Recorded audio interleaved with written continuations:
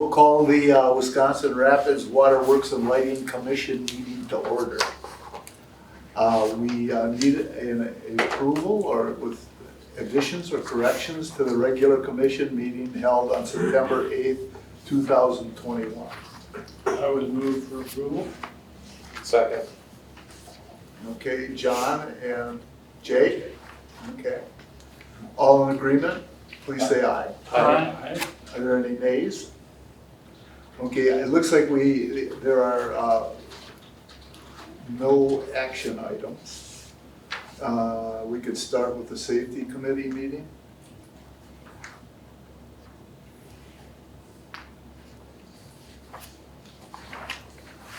Any comments, questions?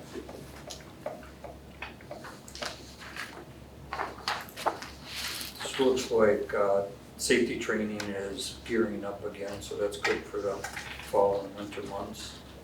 Yep, we have a nice little push after the summer break. Get a bunch done in October, and then November as quick as we can before hunting season. And then we shut it down. Because it's damn near pointless. No gun safety training? No, I'm not putting that one on me. Okay, good. Okay, how about the line superintendent's report?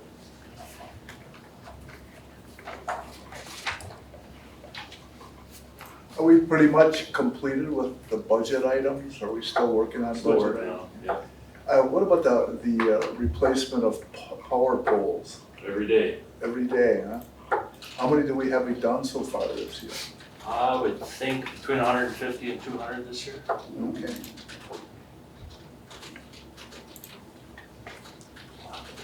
A lot of poles.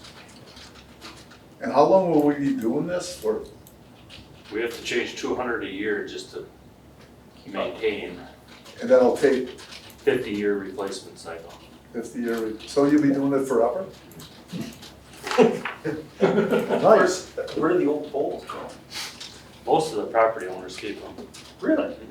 Yeah, there's a couple spots throughout town that they'll take all we got, we just dump them there. Really? Otherwise, you gotta pay to get rid of them. Yeah.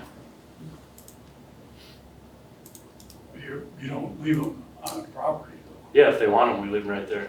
Standing? No, pull them out and lay them out. What do they want them for?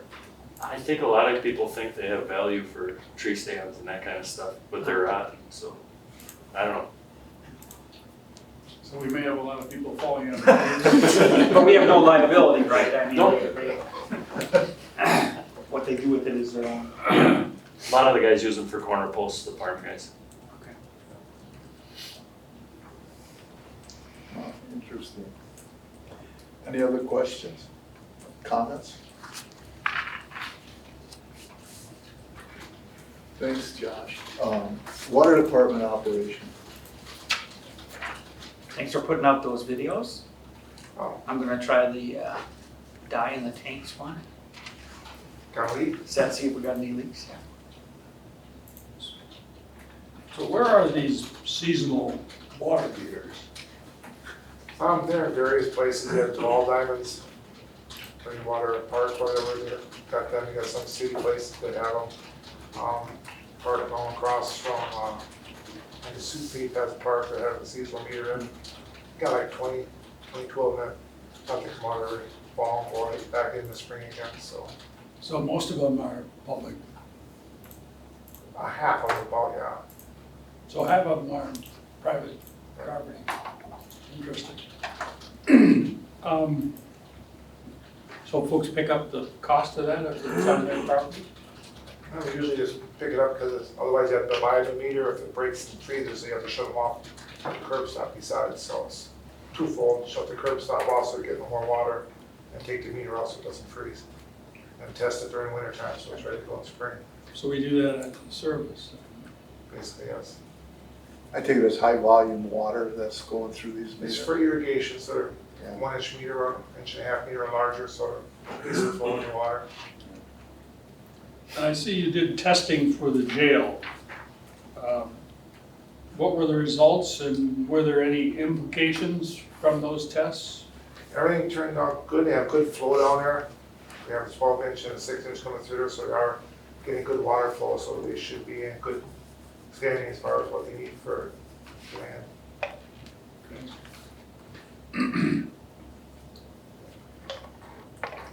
Is that, I remember on Baker, there was a large excavation in the street. Did they redo the water there or something? To the jail, just to the north of the jail? Gas. Is that what they did? Yeah, we are.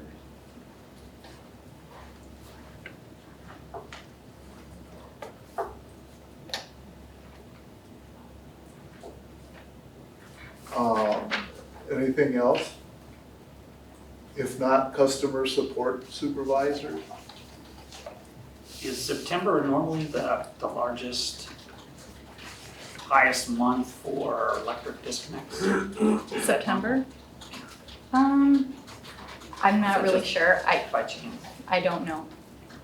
I mean, I would say it's normal, just like any other month. So it's good to see the numbers coming back Yes, it was. in line for all accounts and all timelines. Very good. I think it's interesting you sent out 101 letters totaling 65,000 and 7 customers. Yeah, that was surprising. That's not very, No, and would that be part of, like you said, the energy assistance was 250,000 typically, but this year they received 500,000. You would think Yes. that, does that go directly for payment to utilities, or is that just direct payment for family support? well, what we receive is for the electric usage only. Okay, It and can you only receive be- it directly from Yes, from the government? yes. And then Okay. we apply it to the customer's account, but only to their electric portion. Okay. So they still have to be accountable for their water and sewer bill.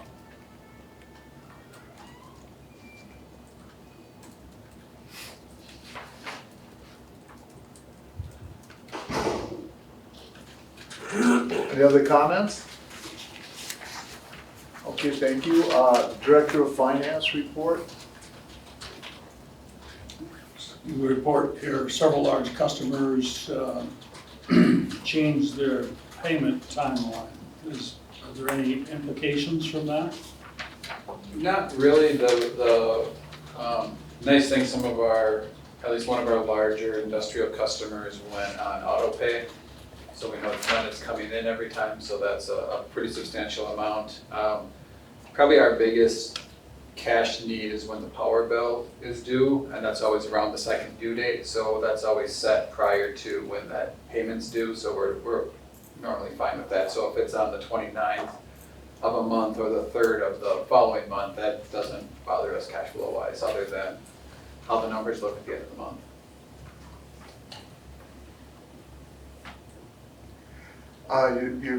You talked about the water revenue is 1.6% lower than 2020, and revenue 665,000 compared to 806,000 in 2020. Was that an extremely hot year or something, or is that a change in our? The biggest deduction was what's being used over at Verso, our new page. So in 2020, even though they're shut down, they were using Yeah. still a substantial amount, and that's been coming down during 2021. So they're still Okay. using quite a bit of water, but not nearly as much as they were using in 2020, and definitely not as much as they were using when they were And operating. it's pretty just, the real hit was new page. I Right. take it weather wasn't that dissimilar from last year? No, actually, we had more sprinkling revenue in 2021 than we had in 2020. It was a lot warmer this summer than what it Yeah. was. Just trying to, I guess I couldn't put that together in my head. In periods of quite Probably, dry. yeah. Also on finance, I see the electrical administration costs have been dropping the last 3 years. That's great. What do we attribute it to? A couple things. One of them is we did a little bit of reviewing between water and electric and making sure water is pulling, their fair share based on the allocations that are, that we should be using, so that's a little bit of that. The other thing primarily is, health insurance, pensions and benefits. Over the last couple of years, those rates have actually been going down from Aspire, so there's been some cost savings there. Could any of the water revenue be because part of the cost, they've been getting the cost that they deserve to get as far as administrative All their costs? sales are down. so- Sales are down primarily, but there's some increased administrative costs there too. Yeah, actually administrative costs are down for water as well, so it's overall. Okay.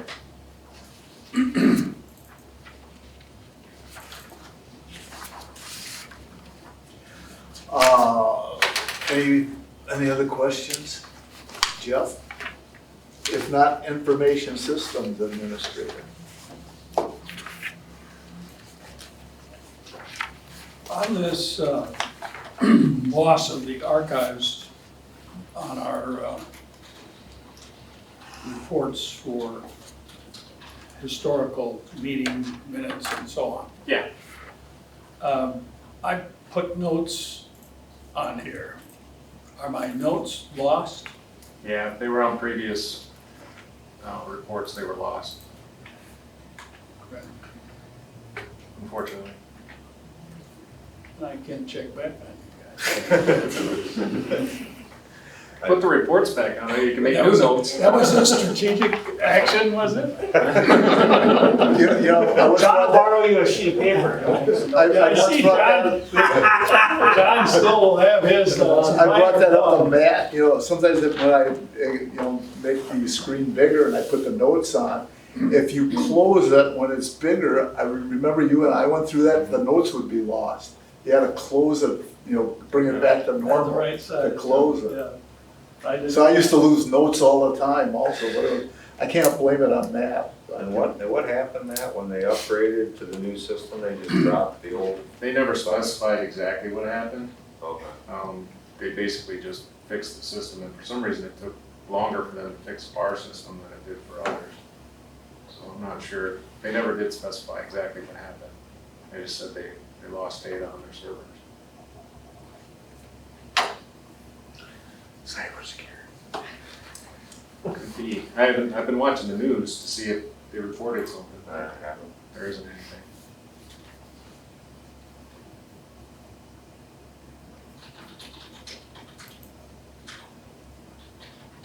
Any other questions?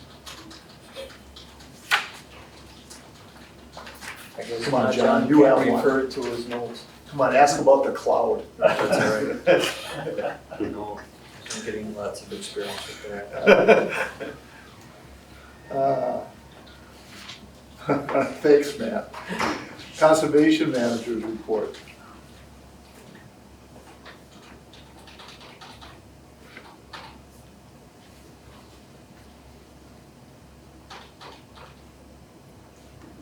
What's the reason for the LED incentive limitation? For the last couple of years, Focus on Energy has been discussing dropping the LED lighting program because it's becoming pretty much an electrical standard with contractors, through residential, commercial customers. Pretty much, for the most part, everyone's converting over. Therefore, they possibly may decrease or drop that incentive program. They've had it for probably close to 10 years now. So it's important that our customers right now take full advantage of it if they're in that process. I'd like, to see them get that incentive. Do it now or Yeah. it'll be gone? Will those funds be redirected someplace else? They typically are in that program, yes. Where that will be, it could be in the renewable side of things, which those are changing annually. It seems like the renewable side of the Focus program did some changes, increased, added on the renewable side of incentives. That's just a guess.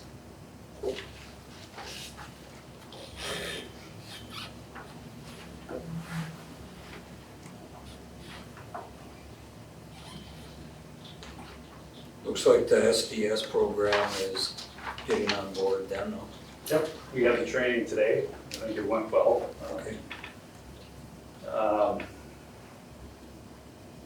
I think what we did with the training, which was Sean Wall's idea, and I think it went over well, is the crews just brought in a chemical of some sort to the training, Do it. which was nice because when Sean and I go through it and we audit it, that was kind of a formula audit, you can see how many chemicals we actually missed. A lot of the guys, of course, when they went to bring in those chemicals, went in every nook and cranny where they knew that we wouldn't probably have, chemicals that wouldn't That's a good detect. test. So, yeah, they came in and we found some, that were definitely not in our system, so that was good. Okay, good. Joke's on them, that's what we wanted them to do. Yeah. Thank you for helping us.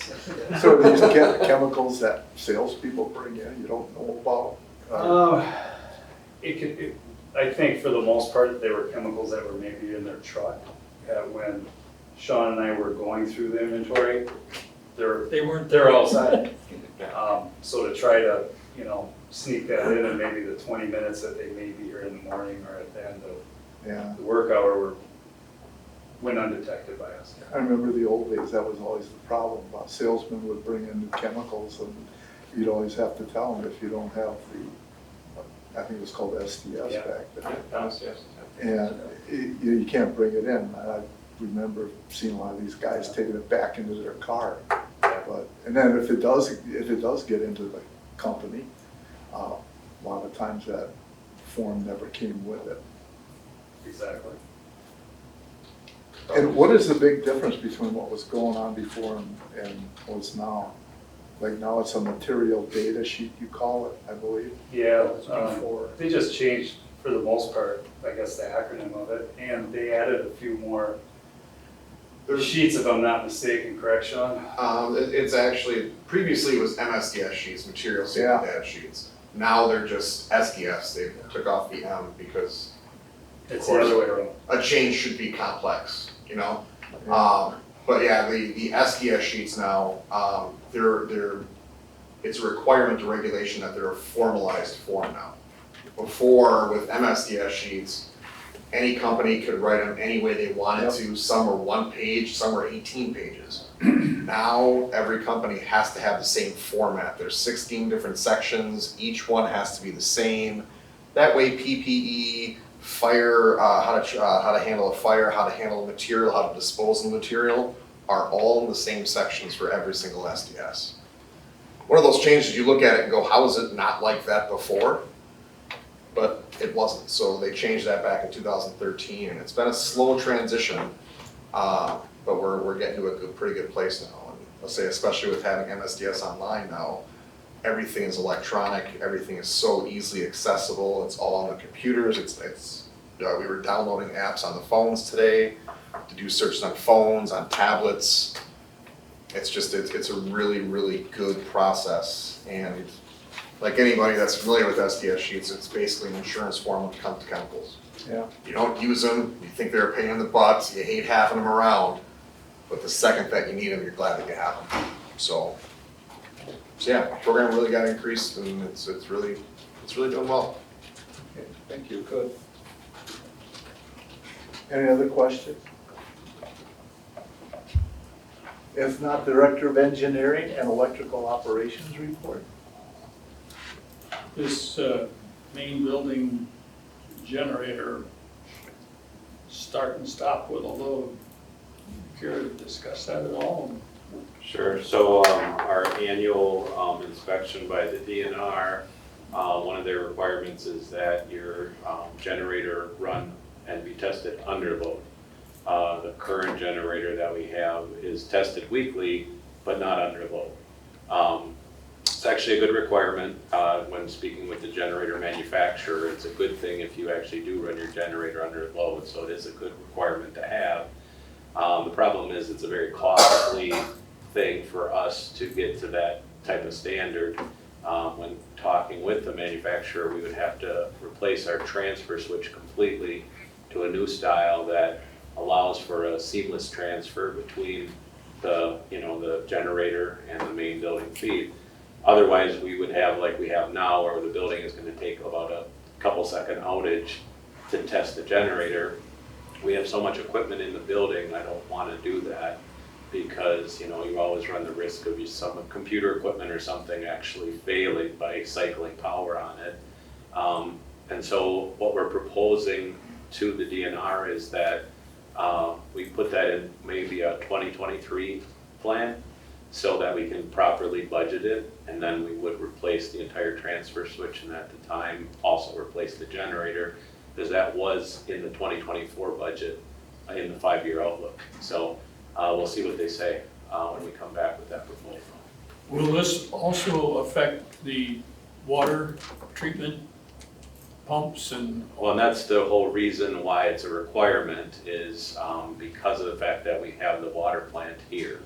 And they want to have that test so that they know for sure if we have a power outage that our generator will work properly, so we can continue to process the water and pump it out into the system. And even with my best efforts to explain to them that we're also an electric utility and we have redundant feeds and redundant lines and we have a dedicated building feed, that still a black and white requirement that the generator be tested under From a those. substation in the backyard. Yeah, so, and I explained to them even in, 2019, when the entire city was out of power, this building still was back up within a few hours, but it didn't, hold water, so. So that's where we're at. We're hoping that they will allow us to continue, running it weekly and getting by with maybe a 1-year load test until we replace it. We'll see what they come back with when we propose it. Do you think you can get a sufficiently bumpless system to not affect all your computer systems? Correct. So the new transfer switches, it'll start the generator up, it'll sync the generator online, and then it'll drop the feed from the main substation. And we shouldn't see any type of transfer at all. It'll be seamless. It's a new young DNR person doing our inspection, so I think that is something to look as well. It's never been an issue in the past. Yeah. Do you have an estimate for this? Yeah, 200,000 for both a generator and a transfer switch and the, installation. And so the generator has been around a while as it is. Yeah, so the transfer switch is like a 1978 transfer switch that was put in when the plant was added on to. The generator was installed, I think, in 2003. So we had already had the generator in the budget because it's an old diesel, and we would convert it to natural gas, a new one, which makes complete sense. And so, it's time for both of them to be upgraded anyway. It just would be nice to do it in a process the way we would like to do it in a planned, capital project. Doesn't the new switch actually cost more than the engine generator? The switch was about 48,000, the generator 62,000, and then you're looking at about 50 to 60,000 in labor. So. You're assuming the prices will be down in a couple of years? Yeah, in fact, it might be advantageous to wait. I mean, you might have better pricing in 2 years. Yeah, I would add 100,000. Who knows, we might have a second pandemic by then too. So who knows? If you do it now, I'd add 100,000 to your budget. Yeah. Yep. And wait 9 to 12 months to get it. Yeah. That's where we're at. All on our buckets are taking 1.5 years, so that's quick.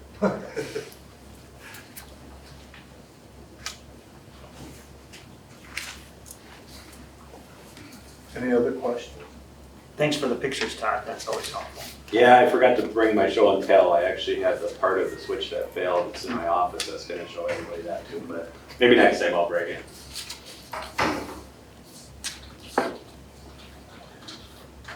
All right, the general manager's report.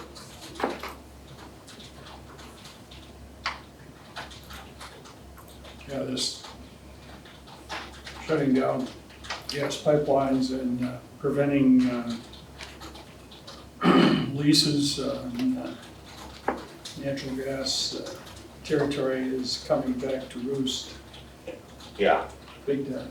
and not being able to drill on the federal lands that we're drilling as well. It's kind of shrunk supply, plus the economy started to take off even though people can't find employees to work for them now still. So that has impacted it. And it's just, the LMP increases are just driven by gas price, period. I mean, it's a certain percentage, 40-50% of the generation.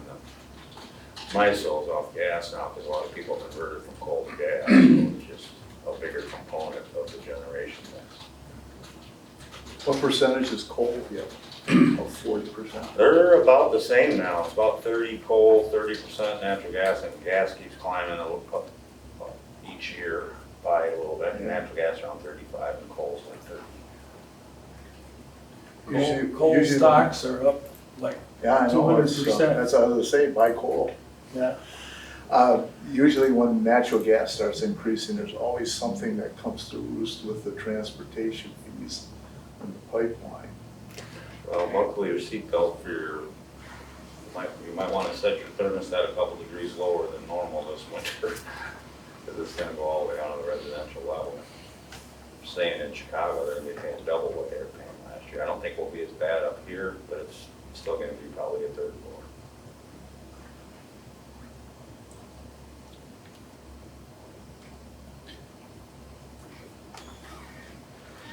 Any other questions of Jim? If not, Not if you're gonna share bad news. yeah. Good enough. Thanks for bringing it to our attention. How about review of the accounts payable?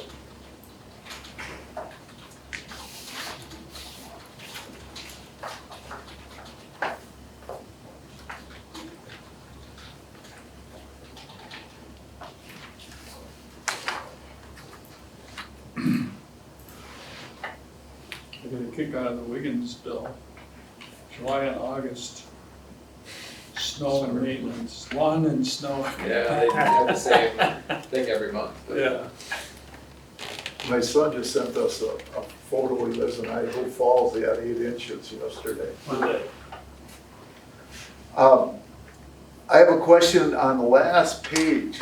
It has a Wisconsin Department of Revenue gross revenue license, 2022 installment of $112,000. So gross revenue fee is paid on revenues earned outside of city limits. So inside city limits, we pay pilot, outside city limits, we pay this gross revenue fee.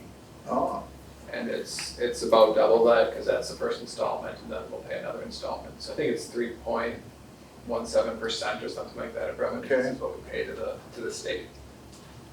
and that would be like Grand Rapids or? Grand Rapids, Buren, Grant, Seneca, Seagull, I guess anything outside of the city proper for electric. What percentage of our revenue comes from outside the city? Um, About 1/3. I would say about a third, yeah. About 1/3? Yeah. We don't pay this gross revenue though on the same income that we pay pilot on, do we? Correct, I mean, that's, It's discrete. yeah, I mean, pilot's based more on your assets and not on your revenue, Right. where this is strictly based on revenue, but it's revenue outside of city limits only, so. Yeah. So, and rather than when you put up a pole or whatever and it goes into the pilot, this just goes against, The sales that you had because of that Against- line being there. sales or you're against your costs that bring down. It's straight sales, so I mean, they look at sales, it's not your net income, it's an amount against the revenue that you earn.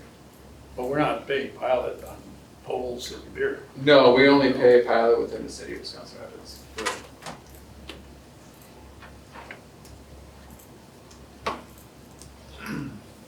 This will plan to meet, it sounds like everybody's free on Mondays, so we'll start at 8.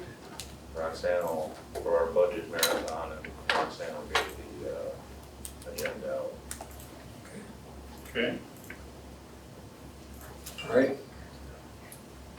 Would somebody like to make a motion to end the meeting? Motion to adjourn. Second. Okay, Rick, motion, John second, all in agreement, please say aye. Aye. Thank you.